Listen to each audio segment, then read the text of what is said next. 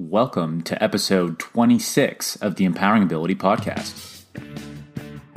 Welcome to the Empowering Ability Podcast, where we get you and your loved ones impacted by disability the information needed to live a full and meaningful life. Now here's your host, Eric Gall.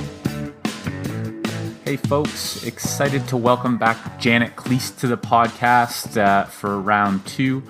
Janet has been involved in the lives of people with disabilities, families, and their allies for over 30 years. And Janet joined us on episode 22, along with other members of the Deohaeko Family Support Network, to talk about the learnings that they've had in building community, in housing, and building a good life for people with disabilities. And today on the podcast, Janet and I discuss building relationships. And Janet has a great framework and model called BCR, or building the context for relationships. So creating the right environments that give people an opportunity to develop natural relationships.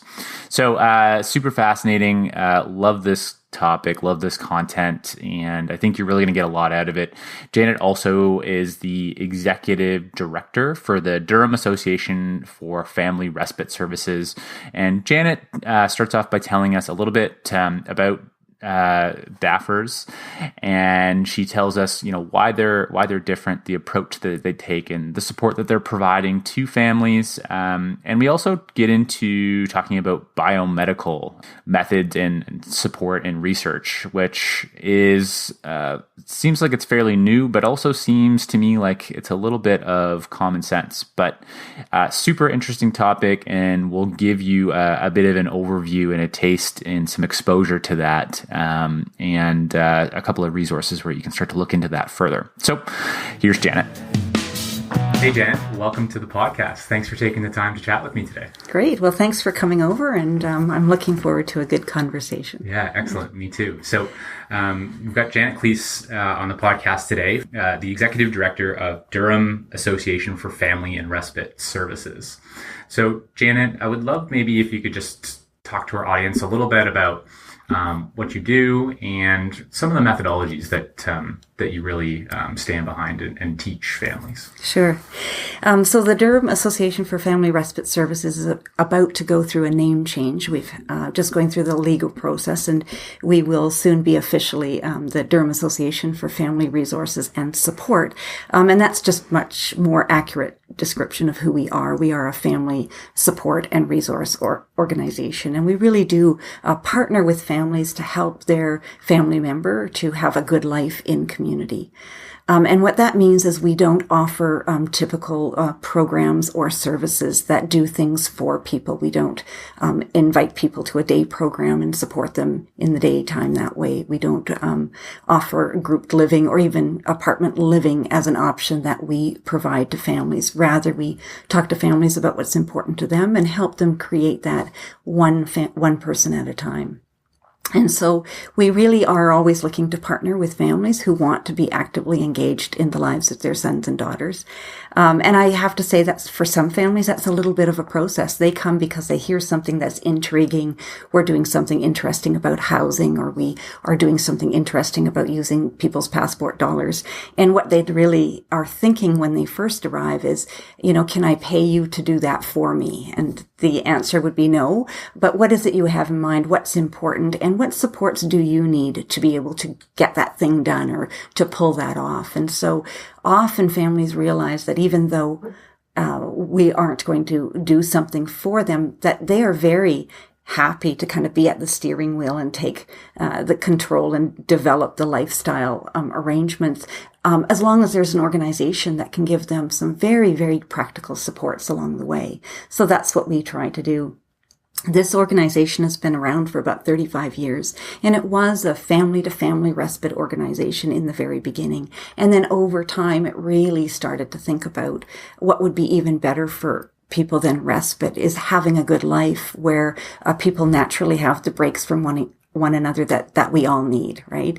And that has just moved us into, that means we need to be involved in full life planning for and with people and their families, in order for all family members to have a good, rich life. And part of that might well be breaks from one another, and part of that would be, being very involved in living and being a part of one's community. So, I mean, that's kind of like a big, broad kind of statement and how we do all that. I can speak especially to the last 3 years that I've been involved, although much longer than this organization has been involved in facilitation and planning with families, and always from an SRV or a social role valorization perspective. And I can talk about that in a moment. I'd just like to say, so what we really talk about is who are we for families, and what is at our table really to nourish families in this journey around providing good life opportunities for and with their sons and daughters with disabilities. And so we have a range of things that we have been told by families is helpful to them on this journey. So at the core, we offer facilitation and planning. So people can sit with a facilitator that they get to know over time. It's not time limited at all. We've had relationships with some families for 15, 20 years and more. So it's not time limited. We sit with people to imagine what is a good life and how might that come about. So the end of our support there is not just a good plan for somebody, but how are we going to implement that plan? And from a family perspective, I think I've learned over the years, the big written fancy plan is one thing. I sometimes call that a still life plan. But there's the real evolving plan that all people actually work within their real life. Where am I going to start? What makes the most sense? What's the most pressing thing that I want to change right now? And that's what we work away with people on. Mm-hmm. And what I love about how you're operating is, you're not just telling families, yeah, I'll do that for you. We operate with families by partnering with you to help you or support you on your journey. We'll help you kind of figure out the path, and we'll help you to do the work, but we're not just going to do the work for you. Yeah. And that sometimes sounds a little bit daunting, but we say, you will have this relationship established with a facilitator. And then we have a range of other things that families have said are important to help them feel less overwhelmed and more capable. And so we also can help people recruit good support people. So we host a respiteservices.com website, but we've enhanced that. We have a very, very good program. So we recruit all kinds of people, and even before they can sign up on the website and kind of say that they're available to provide some supports for people, they have to run through a one-day training with us. They have 3 references checked, and they have a face-to-face interview with us just to make sure that they are within the kind of style that we're looking for support for families. So when they go on our website, at least we understand what we're offering to families. And families have said that's very, very helpful. Some of the facilitators will also help with enhanced recruitment when it's necessary or in a pinch. We help with human resources kinds of advice. We help families look at a variety of contracts that are helpful. It's very clear to us that families are making the final choices. They're doing the interviews. They're selecting the people. They're guiding the people. They're making sure people are paid and whatnot. But if we can give them forms and templates and things that have all of the legalities worked out for them, that just makes their work a whole lot less. Mm-hmm. We offer a number of learning events, both for family members and for support people, sometimes in tandem and sometimes separately. And that means that families know that they can send supporters to us to kind of enhance their training and their skills. And they can come together as well, so they kind of learn more and more about this journey. We have lots of opportunities. We believe deeply in family-to-family learning. We think that families learn and grow together really, really well. So some families might join a steady group with the same small group of families and move along as a family group, kind of planning and thinking together and supporting one another. Other people can join a group based on a theme. We have a housing group. We have another group that just looks at what we call biomedical approaches, like non-behavior, medication approaches to how people are feeling about their lives and how they're reacting to life. And that's an ad hoc group that people can come and go from. And so we just create the opportunities for people to kind of come together and work away at the things that they think are important. And the families continually tell us that the family group kind of orientation is very, very helpful to them. We host a partnership with Durham Family Network, which is the oldest running family network in the province. And they're a little bit at arm's length from us, so families can see them without kind of going through the DSO, without any kind of prior understanding of whether they fit or not. As long as they're a family with an issue, they can speak with the DFN. No strings attached. That's right. Right. Relationship. Yeah. And I do have to say, with the rest of our services, for the most part, although it's hard to kind of get regular facilitation, we help all kinds of people as they come in. They don't need to be registered in any way if they want to attend a learning event or find out about something else. We just seem to have an open door about that. And about 300 families involved in one way or another at any time. Yeah, that's amazing. And my family has, taken that opportunity to get engaged as well. And we'll talk a little bit about the workshop or the content from that workshop that my sister, myself, and her support worker attended. Yeah.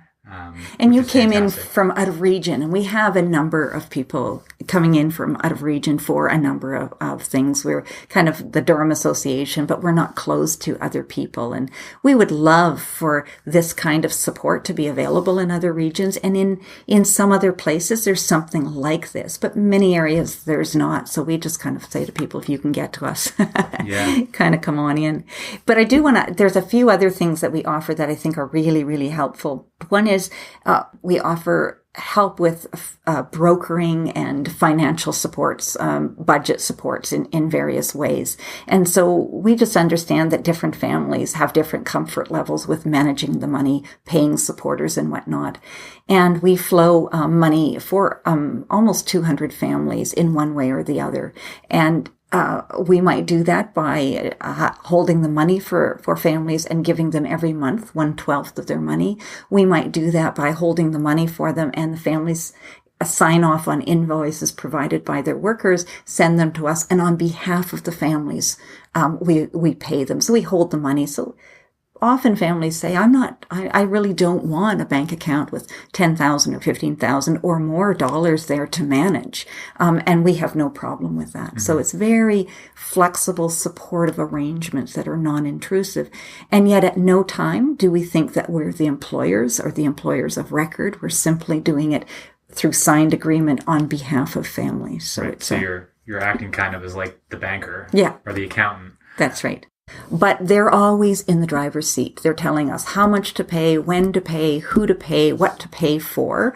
Those aren't our decisions. Those are the family's decisions. So it's the question we ask, how do we make sure that families have all of the control with the least amount of work? Because if they're going to spend their time and energy, I would rather they spend it on the planning and the implementation of those plans rather than juggling bank accounts and payrolls and things like that. Right. Yeah, I love that. And you're addressing some of the big headaches that families have, right? Hiring support workers, managing the finances, and you're educating them on effective, proven models that work. Yeah, absolutely. Right. Yeah, or that's what we're aiming to do. Right. We're really kind of improving over the years our ability to communicate with families with all of the kind of options that everyone has access to now, working better and better for us. We have a very good monthly newsletter that again goes out to people really all over the province. If people want to know, there's a lot about us and what we're doing, but also good resources that are available to anyone, websites, kind of uplifting stories, that kind of thing. So our family focused newsletter goes out to a lot of people. And then we have a fairly new website, which we have many more plans for, but at least it's basically a source of kind of information and thinking. And through our housing project, we now have a housing website, which is imagininghome.ca. So there's lots of places that people can get to know about it as well. And really, I think the last area that I wanted just to touch on is that we do have what we call practical and timely projects. And that is through some of our fundraising efforts.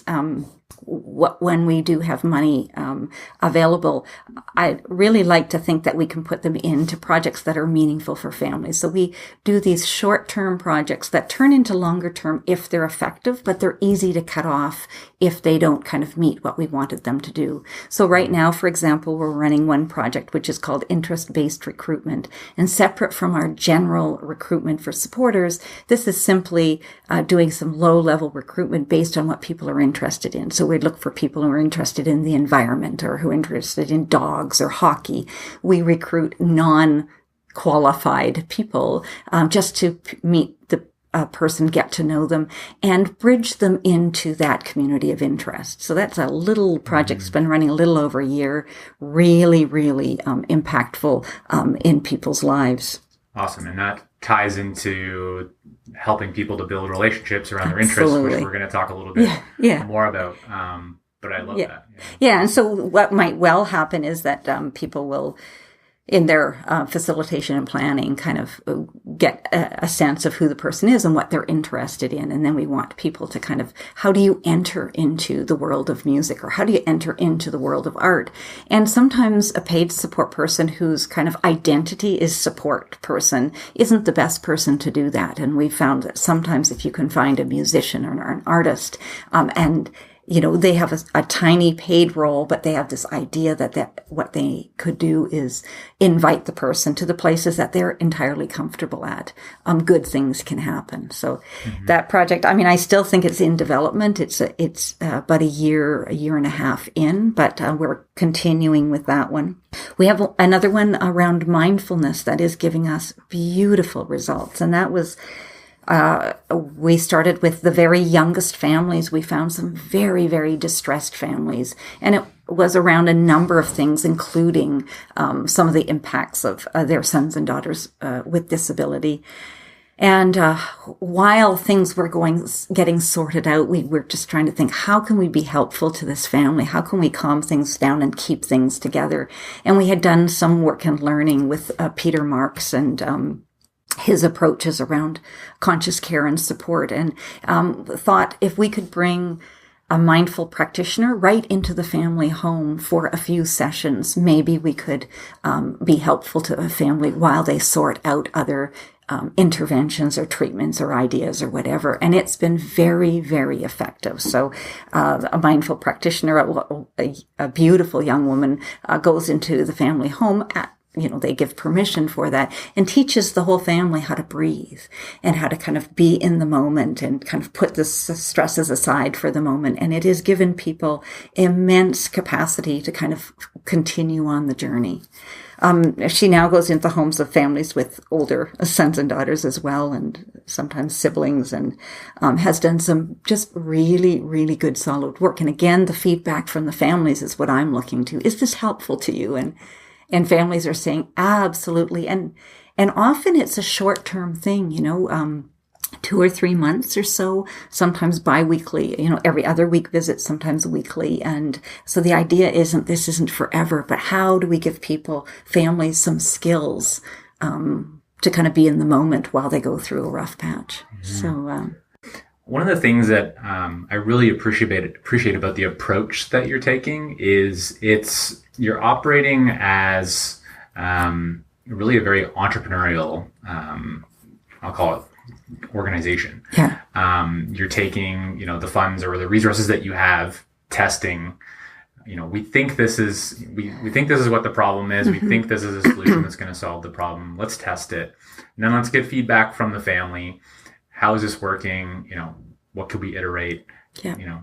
And moving forward, and then investing your dollars and your resources into what's working and what's providing the outcomes that are making a difference. So, Yeah, I love the approach that you're taking. Yeah, and to give you an example of where we go from that, a third project, which we originally got some ministry funding for, was a family-to-family learning series called Making the Most of Your Passport Dollars. And that was the call into families, a way to bring them on board. And so this is a 6-session family-to-family learning series that takes place over 12 weeks. So they meet every other week and then have a week to digest, share their information, try something, and come back again. And it's been just an amazing series around helping families with the very basics of kind of interest-based, role-based, SRV-based planning. Although we don't call it any of those things, we just say how, what makes sense is to think about a vision, and this is how planning works. And here's a little strategy to help you bring roles, relationships, and places of belonging into your sons or daughters' lives.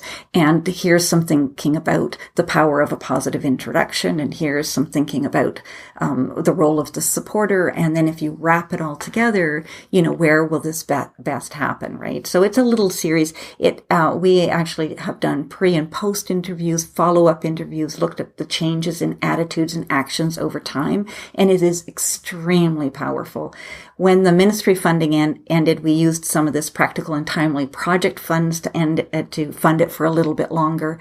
And now we found a way, at least for the short term, to incorporate it into our budget. So, I just think that's one of the things we've paid a lot of attention to in the last 3 or 4 years is what makes a difference, not just anecdotally, like we're the sector of the great story, right? But what lies behind there? How many great stories? Was it one great story that came out of that and that was an accident? Or was it because of something we did that the great stories are appearing? And those are our everyday questions around the evaluation. Yeah, that's awesome. So for our listeners that are listening to this podcast, there's a lot of information and things that we're talking about. So what I'm going to do is I'm going to include a link to the monthly newsletter, a link to the website, and a link to the housing website to make sure that you can access the resources that Janet's mentioned. And if you're in the Durham region, Toronto area, if you're within a couple hours drive, if there's any of these workshops that Janet's mentioned that you're interested in, I strongly recommend that you come and check one out. The workshops that you run, Janet, are they listed on your website? Yeah, they're on the website and they'll be in the newsletter all of the time. Okay. So okay. that'll be good. Excellent. Yeah, and the other thing I wanted to say, and I haven't gotten around to it yet, is all of what I've talked about is offered within a very thoughtful, principled framework. And so it's not that we're everything for every family. We're very, very clear that we're interested in finding families who want to have family-led, family-managed resources and supports and lifestyles, and where people are in the community first, where they're a part of their community first. So it's not a matter of we're not looking for increasing the number of people in day programs or moving on to workshops, moving on to group homes, for example. If people want those kinds of things, those kinds of services, there's lots of other agencies who will just do fine by them. We're looking for people who are interested in, continuing to be in the driver's seat alongside their son and daughter, looking at a very typical lifestyle that's anchored in community. And we always look at things one person at a time. So we never, ever group people with disabilities together. And that's a part of our anchoring in social role valorization, and that is a theory and a framework that really embraces all of what we do. At least twice a year, we have a one-day workshop in social role valorization. So I would encourage listeners, if you see that one, sign up. And it's a powerful framework that really says that human beings by nature are very judgmental beings, and we look at each other and we make quick judgments about whether you are kind of like me and knowable and likable and familiar, and therefore, I want good things for you, or whether, upon meeting you, you seem weird and different and unknowable, and I draw away and it doesn't really matter to me as much. And we just seem to have this in our brains that we can't embrace everything, and we make these distinctions. And social role valorization just is a theory that helps us to see, well, we can take this human tendency and we can use it to the good, and we can help neighbors and community members and extended family members, and not just to see that this is a person with a disability, but to understand that this person is a Blue Jays fan. This person is a contributor to their church. This person is a great neighbor who takes care of the dog down the street, right? And when we do that, we're inviting other people to see the common space that the two people share. And so it's not that the person doesn't have a disability, and the disability may bring other qualities to their life for sure, but we try to point out what's familiar to people, what's familiar and what common ground might they share. And for that reason, we don't group people together. If you bring together 2 or 3 people with a disability in the middle of an art gallery, in the middle of a grocery store, in the middle of City Hall, other people around will see the disability first and won't see that one person is that Blue Jays fan, another is a contributing church member, and they will think they have nothing in common with them, nothing to do with them, and that they aren't a part of their lives. And so we just break down those barriers by understanding what are people interested in and building roles that will identify much more closely with the kinds of things that other people in their neighborhood or community would identify with. Right. So that's kind of SRV in a nutshell. And that's our whole organization embraces that. Mm-hmm. And many people say to us, well, gosh, so if people don't sign on to this, they can't be a part of what we do. You do. And I say, no, that's not it at all. We just ask that people come with an inquiring mind. So lots of people come thinking they're looking for a group home, thinking they're looking for a day service. And that's because that's what they've seen. That's what they've been told. And if they come with an inquiring mind, we help them to look at other things that are options. Mm-hmm. And we hold the principled framework. Families will make their own decisions on whether they fit with that or not. Right. But in large numbers, families are making that decision that this really makes sense to them. Mm-hmm. In fact, they'll tell us this always made sense to them. They just didn't think they could have it. Right. And so we try to figure out how this could be. Yeah, I love that. And you're really just asking families to be curious and open. Yeah. And if you think it fits for you, great. If not, that's okay too. Yeah. With regards to social role valorization, one of the things that you helped me understand with that theory is often individuals with a disability are looked at for their negative roles. So, maybe as a cost or a burden on society, rather than the positive roles that they hold, whether it could be, an aunt or a sister, or It could be a dog walker, or a Blue Jays fan, or the job that they hold. Yeah. And really focusing on building out those positive roles. And in most times when we meet somebody, one of the first 2 questions that we get asked is, so what do you do, Janet? Yes. Right? And if you hold positive roles, it's easy to answer that question, right? Like for me, somebody asked me that, I'm a coach and I host a podcast. That's right. Right? And those are viewed as positive roles. So helping individuals with a disability to develop those positive roles so that they can, answer that question easily and start that conversation with new people. Absolutely. Yeah. Yeah. And so that's it. I mean, that is the crux of what we try to teach families in very, very loving ways. I think lots of family members, they love their son or daughter, their sister or brother dearly. They just hadn't really thought of them as a contributing member. They hadn't thought of them. They love them. They want to take care of them. They love some of the qualities they see. They just haven't really thought about, I have a job. What might their job be? Maybe a paying job is a bit of a challenge and we can figure that out, or energy wise, we only figure it out part-time, but they can have a job. They might take a volunteer role. They might have a role in their church. They might have a role in recreation in their community in some way, right? And all of those are things that they can then, pull out and say, I am the assistant coach of the Pee Wee hockey team. Right. Meaning that they're there maybe with a brother handing out the hockey sticks and handing out the water. But that's a whole different identity than saying, I'm I'm the brother with Down syndrome. Right. Yeah. And the players on that team are going to look at that individual differently as well. They're going to, hey, that's our assistant coach. That's right. Right. That's right. Yeah. Okay. So let's talk a little bit about BCR. So building context for relationships. So there's a really nice framework that you've put together around that. Would you be able to walk our listeners through that at kind of a high level? Okay, I can give that a try. So this is a strategy that I figured out over the years. I spent many years working with families, to a huge extent, the families of Deohaeko Support Network, which is a family group in the Durham region.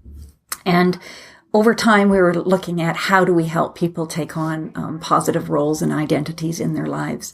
And over time, we started paying attention to what were we doing right, which is an approach I love, rather than focusing on, we got it wrong again. So what did we do right in helping people to really take a hold of their lives and have roles and positive identities? And over time, it seemed to me that this kind of pattern evolved. And so we're interested in bringing about relationship in people's lives. A relationship, I grew to understand, was very, very important to people. And by relationship, I mean relationship with people who don't have a disability. And those kinds of relationships, it's not that I don't value relationships among people with disabilities, but those are often already in place. And the ones we don't know as much how to create are relationship among people who didn't previously know each other, one who has a disability and one who doesn't.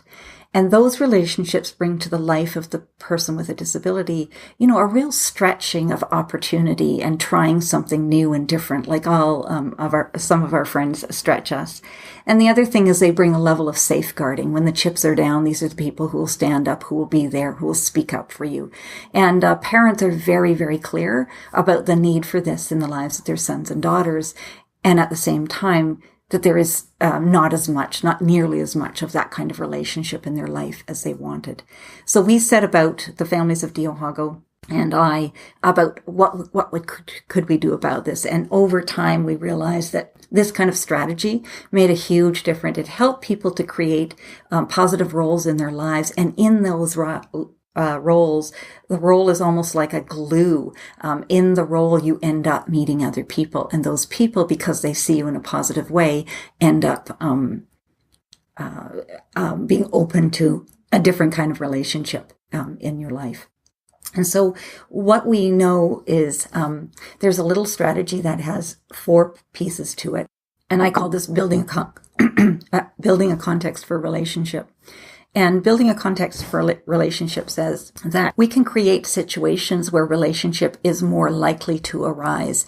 And those situations have these things in common. First of all, they follow the interests of the person. And once you are following what a person is genuinely interested in, you look around your community and say, where are the other people in Pickering who are interested in dogs or who are interested in ice hockey? And you look around, and if you are observant and kind of do this with a group of people, you can see there's lots and lots of places. So for dogs, it might be the dog park, it might be the veterinary office, it might be dog training places, dog grooming places, people just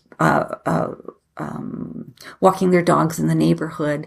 There might be dog clubs, specialty dog clubs, dog associations for people who adopt stray dogs. It goes on and on and on. And once you see what's out there and the many, many ways that people are interested in dogs, often the person you're thinking about, you start to think, I could see him over there. I could see her over there. That sounds really good. So we need to find good places in community where people share the interest. And they need to be typical, ordinary places in community, not segregated places. So we're not looking for the disabled students dog club, and we're not looking for, the places that people might come together to have a dog visit through dog therapy. Those aren't typical and ordinary. Those are, where people go when they have an identity of disability. So where are the places in community? And I like to say, where are they one person at a time? We're just involving one person with a disability and other typical, ordinary people in the community. The next thing we have to do, so that's the first thing that we need to build in the situation, finding ordinary places in community where people share that interest. The second thing was we need to find and choose places in community where people can go on a frequent and regular basis. In order to build relationship, you have to be among the same people again and again and again.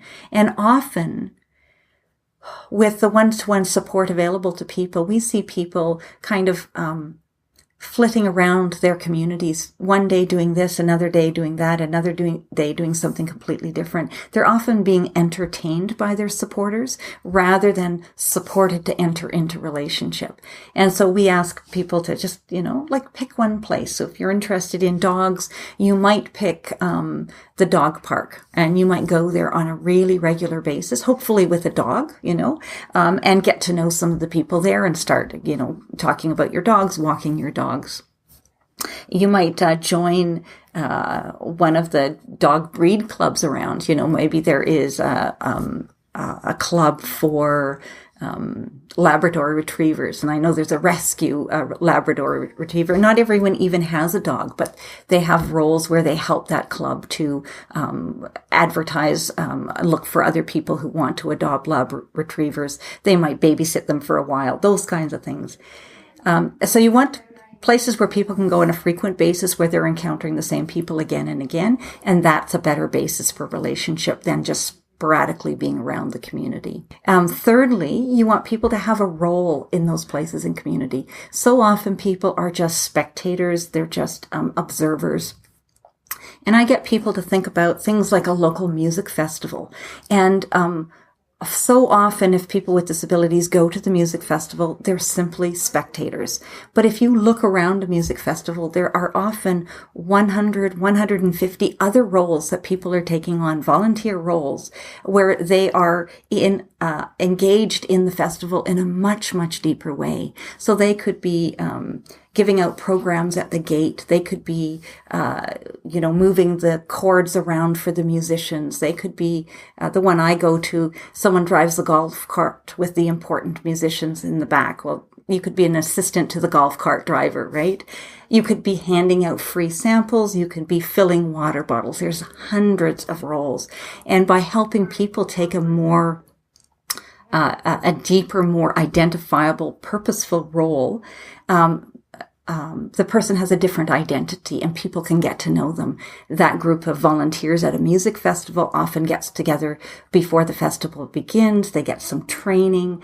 They do the festival together, and afterwards there's usually an after party. And all of those things you can imagine make relationship easier to come to than just attending the music festival and going home at the end of the day. And you got a T-shirt that shows that you're part of that. Right. You own that role. Yeah, yeah. And so in the strategy I talk about, this strategy brings about roles, relationships, and places of belonging. And there's nothing like a volunteer T-shirt to say, I belong in a deep and important way, right? And then the last thing in this strategy, so we've got finding good places in community where other people share your interests. We've got being there on a frequent and regular basis. We've got holding a role that usually makes some kind of a contribution. And then we've got that other people have to be present. And that is one we forget about all too often. So every time that someone is in a one-to-one situation and they're not inviting a third person into a conversation, the only relationship that's being worked on is with the paid support person. And that isn't a true friendship.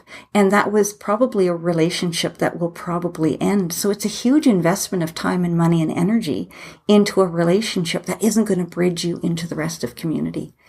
So we need to really help support people to understand that they aren't the friend, but they are the bridge to friendships and relationships for that person. And for the time being, that's an even more important role than a temporary friendship. Mm-hmm. Right? So we do lots of talking with supporters about their role of being a bridge rather than being a relationship itself. And we have so many examples of this where I know someone that went off to a community garden, and there are lots of people gardening there in the community garden. And after several weeks, we said, how is the relationship? How are the people going? Are they friendly? And they said, yes, although we're on this other corner over there, and we kind of have our own plot, and we don't talk much to other people. Right. And so you've got a beautiful context for a relationship. You've got a shared interest, a place in community. You go on a frequent and regular basis, and you're a gardener just like everyone else. But the people aren't really present. They're on the other side, and you're together with your support worker. Right. And so we help people to kind of take their blinders off around these situations. And by having this little 4-part strategy, people are able to look at the situation they've crafted and say, did I leave anything out? Have I left anything behind? And by putting that in place, you have a powerful opportunity over time for people to feel like they're contributing through the role. And then through that, they end up having degrees of from casual to ever deepening relationship. Mm-hmm. And what I want to iterate for the listeners of the podcast is that this strategy or this framework has been deconstructed from what has worked. Yes. Thank you. Yes. So that's a really important point. Mm-hmm. There's, this is from observing what has worked, mm-hmm. and this is why. Yes. So I'm curious, Janet, do you have a story of maybe an individual or two where what they were doing, what wasn't really working, and that individual wasn't very happy with that, and how they've used this strategy to live an ordinary life? Mm-hmm. Yeah. And the strategy can be used to take something that's mediocre and make it more powerful, or create something new altogether. So there's lots of different examples, but I can just give you, simply a young man named Jonathan who has a small shredding business, and he's a guy that takes his shredding business into various places of work because he likes a lot of variety. He likes to shred paper, does a lot of it manually. And at one point we had him kind of going to the local police station, and he worked in a police station with just 2 other police in a very small police station. So he really, really enjoyed that, had a great relationship with the 2 guys who worked there. They greeted him. He kind of waved when he was there. He felt important. He felt like he belonged. And that police station closed down, as so many good local things do. But they really, really appreciated his work. And so they invited him to come to the great big Durham police station to continue to do some shredding for the police. And he and we were delighted to accept that contract, and he went on in. And after about 5 or 6 weeks, he didn't want to go anymore. And we were saying, oh my goodness, this was so positive. What has happened? And when I went to have a look to see, what might have gone wrong, what we could do differently, what I noticed was, in fact, because it's a big busy police station, we thought that would be really good for him, even more people to have contact with. But because it was so busy, they had put him into a back room in order to do his shredding undisturbed. Mm. And what they had in fact done is taken that little BCR situation and pulled the people right out of it. Right? And so simply he was going to a back room, and he was productive and he had a role, but he had no people. There was no connection for him. And he, intuitively knew that this shredding business, this role at the police station, was simply a vehicle for relationship. And when we took the people, the possibility of relationship out of it for him, unwittingly, but that's what we did, he was no longer interested in the work. Mm. And it was really easy to talk to some of the organizers at the police station and find another place where he wasn't in the middle of things, but off to the side in an office with 2 or 3 other people again, where he was quite happy to be working again. Right? And so we used the strategy to say, well, we know it's a good place and community, and he loves shredding, and he's there frequently and regularly, and he has a good role, but where are the people? Right? Mm-hmm. So that was a way of using the strategy to solidify that.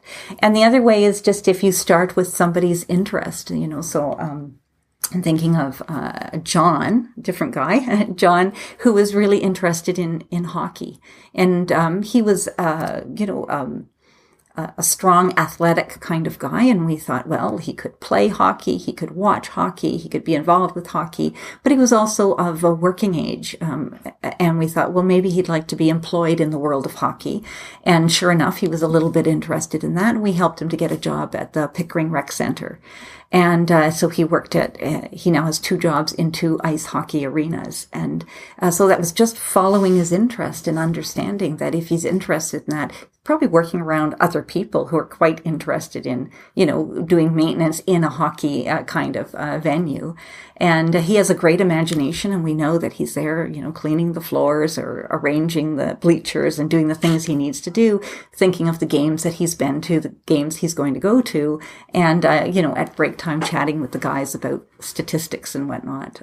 So that was just following his interest in creating a work role in community that fits all of the criteria of building a context. And again, for that one, the work we had to do was to make sure it wasn't just a job, but it had connections that were relational, that the relationship. So we continued to support him until he had a really, really good bond. It turned out to be with his supervisor, who would link him to the other guys, who would take him off and do different things at break while they had a coffee together. And we knew it was the relationships that would keep him at work, the interests that would bring him there, the relationships that would keep him there. Mm-hmm. And he's been doing that for quite a few years now. Mm-hmm. Yeah, and what I'm pulling out of this, Janet, is there's typically some support that's involved with helping to, like as you said, bridge those relationships. And what I think I'm getting is it's that the person that's providing that support and bridging, it's their job to work themselves out of a job. Yeah, it is. And if anything, it always takes, because we've added in the bridging to relationship, not just helping someone know their job and be able to do their job. We've added in, part of your role is to bridge to relationship. We pull people out probably a little slower than I thought we would. It takes just a little longer. And in work terms, we often say we don't pull out until someone has a champion at work who wants them to succeed. Right. And so we make sure that happens. In all of the other situations, it's really it's an art, the art of fading. I think about one woman I was helping in this ongoing decoupage class, an arts and crafts class. And when she became quite comfortable with the woman next to her, I felt that I was in the way. My presence was a barrier. And yet the woman next to her wasn't quite confident enough, and the woman I was supporting, still had an eye to me in order to feel confident. So I started doing things like taking a bathroom break. And when they were okay, I might take another one. People must have thought I had a bladder infection at one point. Or I'd forget something at the car and pick it up at the car. And if they were doing okay when I came in the door, I'd fuss around and tie my shoe or take another 2 minutes till I came in. So how could I build the confidence of these two people to be together, all the way to the point where at one point I said to the woman, you know what, I can drop her off next week, but I can't be here to pick her up. Could you drive her? Would you drop her at home? Right? And so that's the art of how do you build the confidence in both parties, and not become the person who has to be there. Right. Yeah. And I see the connection between what you're talking about and a conversation I had with Al Condalucci with social capital. And he called this stage in his framework the finding the gatekeeper. Yeah. So finding that individual in the environment that's not paid support, to build that relationship with. Yeah. Yeah, that's awesome. So for our listeners that this is kind of their first exposure to this type of model or thinking, the question that a lot of them would probably have is, okay, where do I start? So we talked about developing a positive role, and that role should be based on an interest. Yeah. So starting with the interest. So what are some kind of starting points or starting questions to kind of kickstart the process for some families? First of all, I think it's learning to identify what the interests are. And so often people will say, oh, I didn't I didn't think about that. So really starting to observe and share with each other. And some people, it's an interest in an environment rather than a thing. Some people just really, really like to be outdoors. And you just start with that, where are the people in Pickering who like to be outdoors, right? And then the second thing is when you're identifying interest and identifying where are the other people who share this interest is not to say, but my son can't do this, but he can't be there. He can't function there. So you're not really to judge the interest or the idea. That's right. And not to judge. You're brainstorming. You're saying, what are all the places? Because it's really when you've got 5, 10, 15 places to choose from, you end up getting a sense of, well, he could be here for short periods of time and with support. Or he could be here and he could make this contribution. I was just talking to someone about a little boy this summer who is going to, he's a large boy for a little kid, and he's hopefully going to a local drop-in at the playground. And he's about 10 years old, and so the drop-in is quite appropriate. He's going to meet other kids. He's not going to be able to jump up and get on the swings and the slide and whatnot, and that, there may be future ways to make that happen. It's not going to happen this summer. And so we were thinking about, gosh, he wants to be with other kids. He loves to be in the playground. He loves to observe. How could we help, him get more actively involved? And then we started to think about what could he bring into the park that would have the kids come to him. What snacks could he bring in? What little collections, like what are kids collecting right now? Those little finger things that you flip around. Can he bring in a collection of those? In my day, it would have been Pokemon cards or something like that. Or is there an art and craft that he could do, like painting rocks or something like that, and he brings an array of rocks and some paints? That will have the kids flock to him, right? Mm-hmm. So, we just really need to kind of think about, let's just think of the places first, and then we can work about how this person might be involved. So you don't want to say, he can't go there because he can't get on the swings. Right. And so we've done this exercise with my sister. Oh, yes. And how did that go? Within her circle. Yeah. And we're talking about all the times that Sarah really lights up. Mm-hmm. And that's a good way. It was very obvious to everybody that it was a place that every single time she gets lit up. And it's interesting enough, Starbucks. Oh. So we started to dive into, okay, what is it about Starbucks? So she loves learning about the products that they have, and she loves learning about the promotions that they have. She loves being in the environment, and she's a super social person. Mm-hmm. So we started thinking, okay, so how, what are possible roles that could exist within Starbucks where she can be in that environment? Yeah. It gives her the context to start to build relationships. Mm-hmm. So that's kind of where we are with it right now, and we're starting to move forward with it. But yeah, great. That's an example of a place. Yes, absolutely. Right? Yeah. And one of the things that, as you were speaking there about the story with the 10-year-old boy going to the playground, from a lot of families that I've spoke to, often there's quite a bit of support while the kids are in school. Yeah. So an individual with disability, under 21 in school, quite a bit of support. But it doesn't mean that you can't start to think in this way at whatever age. Absolutely.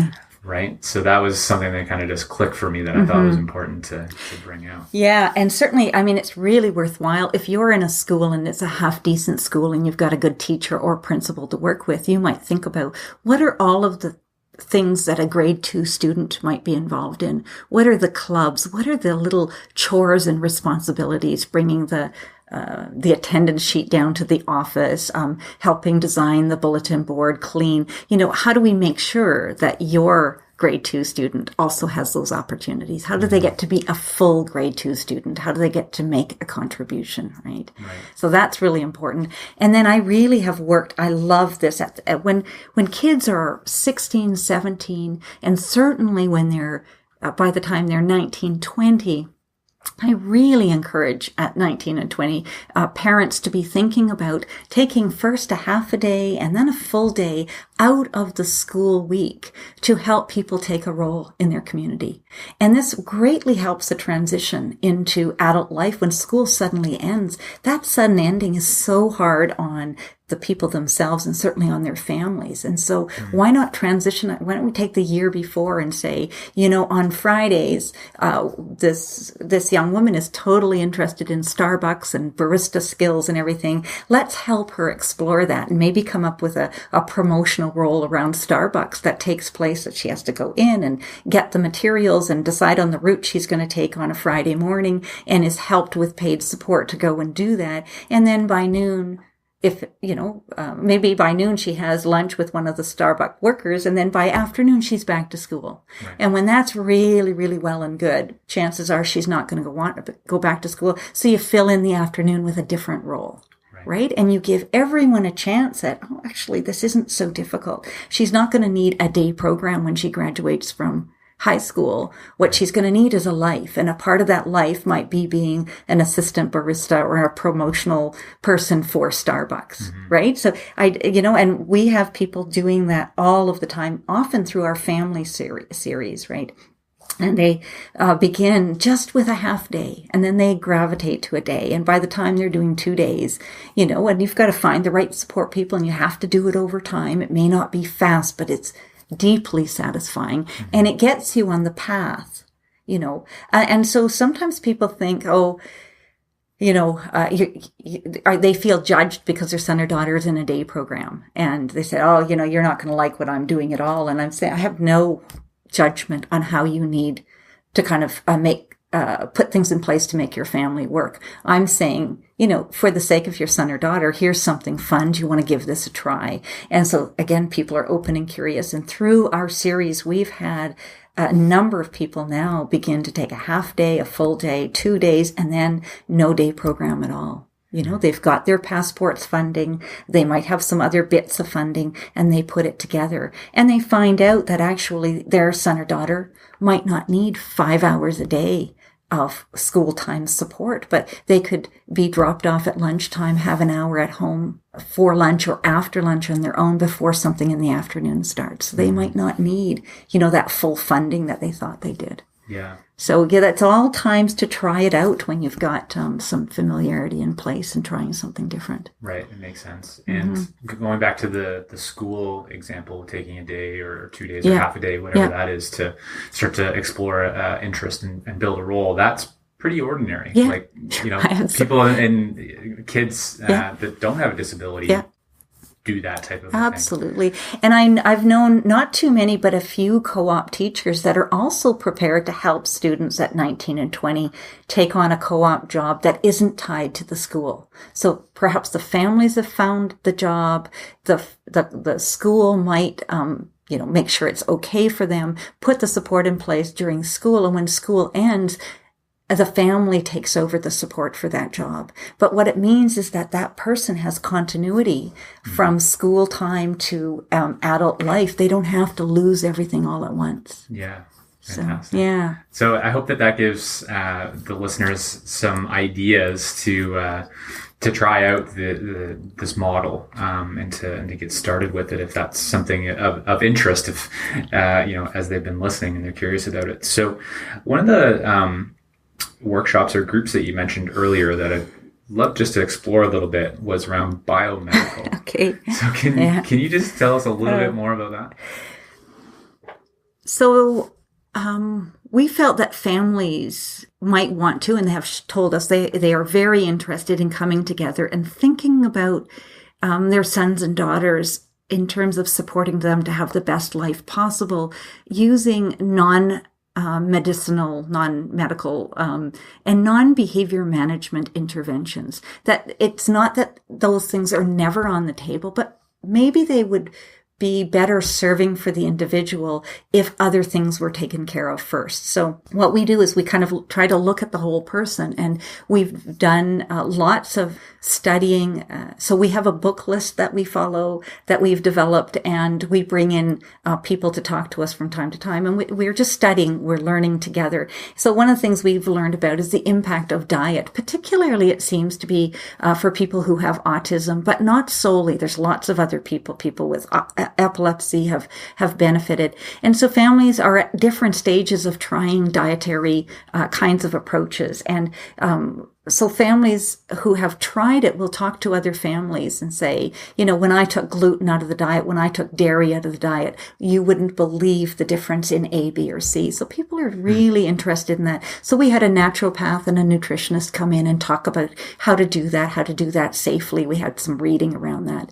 So once people's digestive systems are in better order, then we can also look at sensory integration things. So we've had a couple of families who have had really good experiences with occupational therapists with a specialty in sensory integration, and really helping people to understand that link between anxiety and hypersensitivity to surroundings that don't match for them. And it could be people that are understimulated in some ways or overstimulated. And so and Peter Marks will talk about this a lot. These ideas were probably introduced to us. We were open to them, but Peter was influential in saying, really pay attention to this stuff. Mm-hmm. So that would be the other piece, is the sensory integration. And so people are kind of buying those cheap little trampolines, and they're kind of experimenting with heavy blankets and really learning what it is to help people calm down and focus in.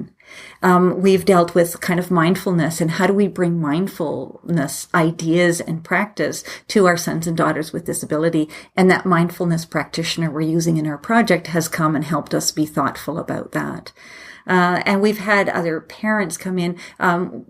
People are very, very interested in medical marijuana and what's that doing for people with epilepsy, for people, and a number of families have some licenses and are experimenting a little bit under the supervision of doctors. And other families are really eager to get that information. So we come together and say, what is it that we know?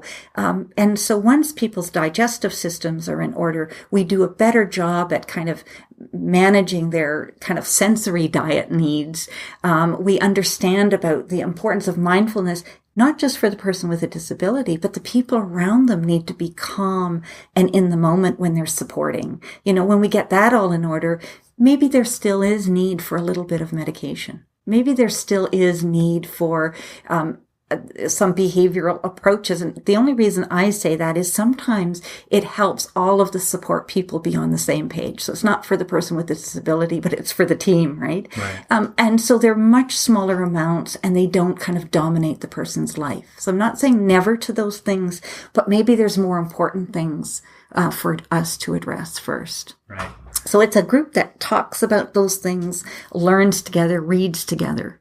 That's awesome. Mm-hmm. It makes a lot of sense, right? Mm-hmm. We're learning a lot about, humans, and, if you follow someone like Tim Ferriss, for example, talks about like optimal performance. Mm-hmm. Things that he talks about are nutrition, exercise, mindfulness. Yeah.